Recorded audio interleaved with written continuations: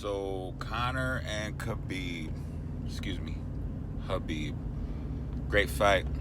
I loved every minute of it. Saw a little bit more heart out of Conor than I expected. Actually, he was able to still strike in the fourth round. Didn't land anything significant, and this is the best striker in UFC history, so people say, but never landed a significant strike. There was a significant strike, though. I want to say it was the second round, and Khabib put Conor on his ass with a crazy overhand right. Most significant strike of the fight right there.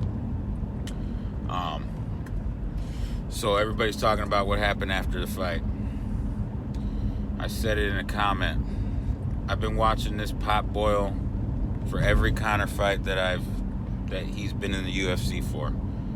He talks all this mad shit, gets real personal, tries to get in the guy's head. A lot of people say, oh, it's entertainment. Oh, Chael Sonnen said, oh, it's round one. Okay, well, if it's round one, you still got to abide by the rules and keep him above the belt. You can't hit in the nuts. You can't 12-6 elbow. You can't hit on the back of the head. If it's round one, then there's rules. It's entertainment. I get it. But you cannot go after a man's family or a man's culture or country or religion and expect for there to be, I understand, it's entertainment, it's business. That's fine, it's business to maybe to one side of that story, but to the other side, who's been doing this since a kid, wrestling bears and this is what he lives for. You don't do that, man. You got to know where and with who to draw the line, man.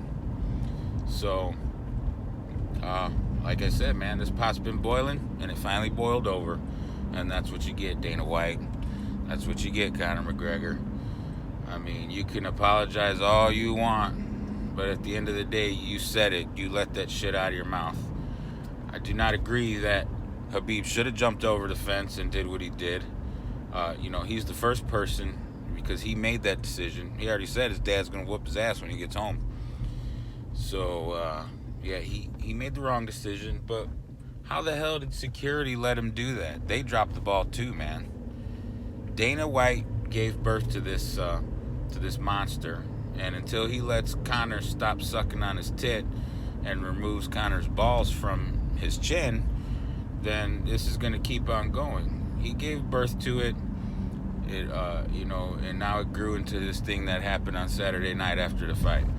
So I just hope the UFC is as lenient on Khabib as they've been on Conor, and Dylan Dennis with his freaking frosted tips. John Jones need to come whoop his ass, and just shut them all up. I mean, shit talking's fun and funny until you get too personal, and that's what happened. So,